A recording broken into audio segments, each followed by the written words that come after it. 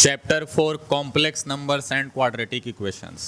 अब तक जितना भी नंबर पढ़े हो वो सारा क्या होता है, उसको हम बोलते हैं रियल नंबर। रियल नंबर का मतलब वो होता है जितना भी हम जो भी नंबर इमेजिन कर सकते हैं उसको बोलते हैं। लेकिन कई बार क्या होता है कि जैसे 10वां में क्वाड्रेटिक इक्वेशन सॉल्व करते होगे तो उसमें कई बार आता होगा कि रूट के अंदर वाला जो टर्म है वो निगेटिव आ जाता है। तो रूट के अंदर वाला टर्म निगेटिव, जैसे रूट ऑफ -1 या रूट ऑफ -2, रूट ऑफ -3, ये इस तरह का नंबर यदि होता है तो उसको तो हम सॉल्व नहीं कर सकते क्योंकि किसी भी निगेटिव नंबर का स्क्वायर रूट पॉसिबल नहीं है, ऐसा हम अभी तक बोलते आए। लेकिन अब हम ये कहेंगे कि उसका भी रूट पॉसिबल है और root of square root of -1 जो होता है उसको एक नाम से जाना जाता है जिसको बोला जाता है आयोटा, और स्मॉल आई से इसको रिप्रेजेंट किया जाता है। तो जितना भी ऐसा क्वाड्रेटिक इक्वेशन होता है जिसमें वो रूट के अंदर वाला पार्ट जो है वो निगेटिव आता है उसको हम ऐसे नॉर्मली सॉल्व नहीं कर सकते हैं, तो उसको हम बोल देते हैं कि उस क्वाड्रेटिक इक्वेशन का रियल रूट एग्जिस्ट नहीं करता है। वहीं से कंसेप्ट आता है इस कॉम्प्लेक्स नंबर का। तो उसमें जैसे हम कंडीशन देखते थे, पूरा का पूरा जो इक्वेशन बनता था उसमें x को सॉल्व करने के लिए वो क्या होता था, x बराबर होता था -b plus minus root D by 2a, ये होता था, जहाँ पे d जिसको डिस्क्रिमिनेंट बोलते हैं b² - 4ac। अब इसमें हम बोलते थे d के आधार पे नेचर ऑफ रूट्स। अगर d ग्रेटर देन 0 है तो उस केस में रियल एंड यूनिक रूट्स होता है, मतलब दो अलग अलग रूट्स आता है उसमें, या दो अलग अलग x का वैल्यू आता है। यदि d इक्वल टू 0 है तो इस केस में रियल एंड इक्वल रूट्स, मतलब दोनों रूट्स जो है x का वैल्यू जो है सेम रहता है। और अंत में आता था d less than 0। d less than 0 हो गया तो इसके मतलब स्क्वायर रूट के अंदर वाला वैल्यू लेस देन 0 हो गया, और इसी वजह से हम बोल देते थे कि इस केस में रियल रूट एग्जिस्ट नहीं करता है। लेकिन अब हम ये बोलेंगे कि ये रियल रूट भले एग्जिस्ट नहीं करता है लेकिन इसका मतलब ये नहीं है कि x का कोई वैल्यू नहीं है। x का वैल्यू वहाँ पे होगा पॉसिबल, लेकिन वो वैल्यू जो है वो रियल वैल्यू नहीं होगा, रियल नंबर नहीं होगा, वो एक क्या होगा, उसी को हम बोलेंगे कॉम्प्लेक्स नंबर। तो कॉम्प्लेक्स नंबर को समझने के लिए पहले हमको जो आयोटा है या नंबर आई है जिसके वजह से वो पूरा का पूरा कॉम्प्लेक्स नंबर बनता है उसको समझना जरूरी है। तो जैसे मेरे पास कोई क्वाड्रेटिक इक्वेशन है x² + 1 बराबर 0, इसको यदि हम सॉल्व करेंगे तो x² बराबर -1 आएगा, यानी x बराबर स्क्वायर रूट ऑफ -1 आएगा। तो इसी को हम डिफाइन करते हैं, x बराबर -1। इस इक्वेशन से जो x बराबर -1 आता है उसी को हम बोलते हैं आयोटा, सिंबल आई से, स्मॉल आई से रिप्रेजेंट किया जाता है। यानी यदि तुम आई स्क्वायर करोगे, आई जो है ये क्या है, रूट ऑफ -1, तो आई का यदि स्क्वायर करोगे तो रूट -1 का स्क्वायर हो जाएगा, यानी इसका रिजल्ट क्या आएगा, -1। मतलब एक ऐसा नंबर जिसका हम स्क्वायर कर रहे हैं तो निगेटिव आ रहा है। अब तक हम क्या देखे हैं कि जिस भी नंबर का, कोई भी रियल नंबर का यदि हम स्क्वायर करते हैं तो हमेशा क्या होता है, पॉजिटिव होता है या तो 0 होता है, मतलब नॉन निगेटिव होता है वो। लेकिन यहाँ पे हम देख रहे हैं कि ये निगेटिव आ रहा है, तो ये इसका मतलब रियल नंबर नहीं हुआ, और इसीलिए इसको बोला जाता है इमेजिनरी नंबर। हालांकि इमेजिनरी बोलना इसको गलत है क्योंकि इसका रियल लाइफ में कई जगह एप्लीकेशन भी है, बहुत सारा एप्लीकेशन है। भले हम इसको इमेजिनरी नंबर बोल देते हैं क्योंकि एक नंबर है रियल नंबर और रियल नहीं है तो इमेजिनरी। इमेजिनरी माने हम उसको इमेजिन किए हैं, लेकिन असल में इमेजिनरी नंबर ये है नहीं क्योंकि इसका डेली लाइफ में, रियल लाइफ में भी कई सारा एप्लीकेशन है, और इसका है तो इसलिए कॉम्प्लेक्स नंबर्स का भी है। तो ये होता है आयोटा, यानी स्क्वायर रूट ऑफ -1, और इसका स्क्वायर यदि करेंगे तो इसका वैल्यू आएगा -1। तो एक तरह से हम कह सकते हैं कि जितना भी नंबर होता है वो केवल रियल नंबर नहीं होता है। रियल नंबर एक्चुअल में सारे जितने नंबर्स हैं उनका बस एक सबसेट है।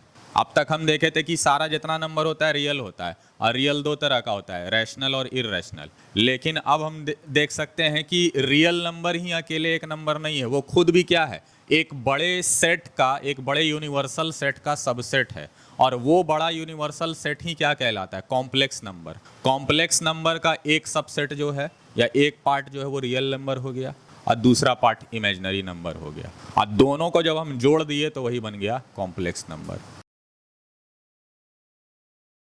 हाँ, अब यदि हम कॉम्प्लेक्स नंबर का एप्लीकेशन का बात करें तो मैथमेटिक्स में तो हम देख ही लिए इसका क्या एप्लीकेशन है। मैथमेटिक्स में ऐसा क्वाड्रेटिक इक्वेशंस जिनके लिए d का वैल्यू यानी b² - 4ac का वैल्यू लेस देन 0 होता है, उनको सॉल्व करने के लिए ये कॉम्प्लेक्स नंबर का यूज़ होता है। ये मैथमेटिक्स में इसका एप्लीकेशन है।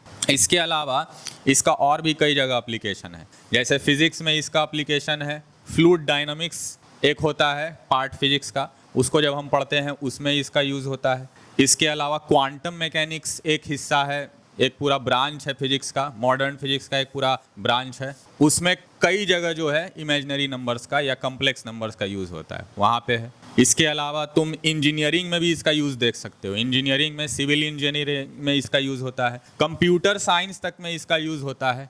कंप्यूटर साइंस में जो 2D या 3D ग्राफिक्स डिज़ाइन किया जाता है उसमें इसका यूज़ होता है। रोटेशन जब किया जाता है 2D या 3D ग्राफ्स का एक एक्सिस के अलोंग, या फिर उसका ट्रांसलेशन किया जाता है, मतलब कि उसको हम एक लीनियर मोशन में मूव करते हैं या रोटेशनल मोशन में मूव करते हैं, तो वहाँ पे इसका यूज़ होता है। तो कंप्यूटर साइंस में भी इसका यूज़ है। तो इतना सारा अलग अलग फील्ड में इसका यूज़ है, और भी कई जगह यूज़ है। ये सब तो मेन यूज़ बताए। इसका यूज़, इसका एप्लीकेशन काफ़ी सारा है। तो खैर वो आगे यदि वो सब ब्रांच में, यदि ये वो सब फील्ड में जाओगे तो पता चलेगा उसको डिटेल में, उसके बारे में। अब आते हैं हम कॉम्प्लेक्स नंबर पर। कॉम्प्लेक्स नंबर जो होता है उसको एक जनरल फॉर्म में इस तरह से हम रिप्रेजेंट कर सकते हैं, a + ib। ये एक कॉम्प्लेक्स नंबर का जनरल फॉर्म है, जहां पे a जो होता है इसको रियल पार्ट कहा जाता है, मतलब ये रियल नंबर है, और i × b, चूंकि i यानी इमेजिनरी नंबर से मल्टीप्लाइड है, तो ये वाला पार्ट कहलाता है इमेजिनरी नंबर। हालांकि इसमें b जो है, केवल b, वो खुद भी एक रियल नंबर ही है। तो a और b दोनों रियल नंबर है, लेकिन a जो है चूंकि ये केवल एक ही अलग से इंडिविजुअली है, तो इसलिए ये रियल पार्ट हो जाता है। और जबकि b जो है रियल होने के बावजूद i से मल्टीप्लाइड है, इसलिए ये इमेजिनरी पार्ट हो जाता है। तो इस तरह से हम डिफाइन करते हैं, a number in the form a + ib where a and b are real numbers is defined to be complex number. तो जैसे कुछ एग्जांपल्स इसका दिया हुआ ये सब, और कॉम्प्लेक्स नंबर को z से रिप्रेजेंट किया जाता है। तो इसको यदि हम सेट के रूप में रिप्रेजेंट करेंगे कॉम्प्लेक्स नंबर को, तो कैपिटल Z लिख के रिप्रेजेंट करेंगे, जिसमें उसका एक सबसेट हो जाएगा रियल नंबर का सारा पूरा सेट, और दूसरा जो है वो पूरा इमेजिनरी नंबर का सेट हो जाएगा। और जैसा कि अभी बताए, a जो है ये रियल पार्ट कहलाता है, REZ से इसको रिप्रेजेंट किया जाता है, जबकि b जो है वो इमेजिनरी पार्ट कहा जाता है, IMZ से इसको रिप्रेजेंट किया जाता है। अब एक और चीज़ यहाँ पे बताया है कि दो कॉम्प्लेक्स नंबर्स को यदि हम कंपेयर कर रहे हैं तो वो एक दूसरे के बराबर तब होंगे जब उनका दोनों का रियल पार्ट बराबर हो और दोनों का इमेजिनरी पार्ट बराबर हो। जैसे पहला एक है Z1 a + ib और दूसरा कॉम्प्लेक्स नंबर है Z2 c + id, तो इसका रियल पार्ट a है और इसका रियल पार्ट c है, तो दोनों a और c बराबर होना चाहिए। और उसी तरह से इन दोनों का जो इमेजिनरी पार्ट है वो b और d है, ये दोनों भी आपस में बराबर होना चाहिए। अब उसी से रिलेटेड एक यहाँ पे एग्जाम्पल दिया है, 4x + 3x - y i cap. ये एक मेरे पास इमेजिनरी नंबर है, ये अगर इतना के बराबर है 3 + i × -6 के यदि बराबर है, जहाँ पे x और y रियल नंबर है, तो हमको x और y का वैल्यू फाइंड करना है। काफ़ी सिंपल सा क्वेश्चन है।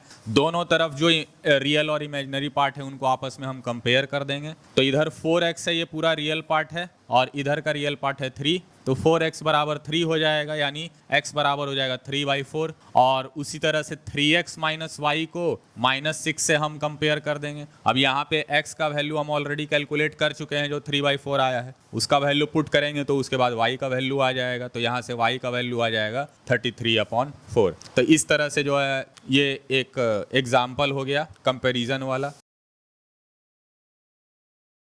अब इसमें पहला जो मेन चीज है वो है अलजेब्रा ऑफ कॉम्प्लेक्स नंबर्स। तो अलजेब्रा ऑफ कॉम्प्लेक्स नंबर्स में क्या होता है, अलजेब्रा का मतलब क्या है, एडिशन, सब्ट्रैक्शन, मल्टीप्लिकेशन, डिवीजन। तो उसी को हम देखेंगे बारी बारी से। दो कॉम्प्लेक्स नंबर को जब ऐड किया जाता है तो उसमें उसका मतलब क्या होता है। जैसे पहला कॉम्प्लेक्स नंबर है a + ib Z1 और Z2 दूसरा कॉम्प्लेक्स नंबर है C प्लस ID। इन दोनों को यदि हम ऐड कर रहे हैं तो सिंपली क्या हो जाएगा, दोनों का रियल पार्ट ऐड हो जाएगा और दोनों का इमेजिनरी पार्ट ऐड होके I से मल्टीप्लाई हो जाएगा। मतलब कि Z1 प्लस Z2 बराबर A plus C plus iota into B plus D, ये हो जाएगा। एग्जाम्पल के तौर पे यहाँ पे दिया हुआ भी है, तो 2 प्लस आई इंटू 3 या 3i भी इसको लिख सकते हैं, -6 प्लस आई इंटू 5, यानी 2 plus -6 3 plus 5 into iota, -4 plus iota into 8, ये हो गया।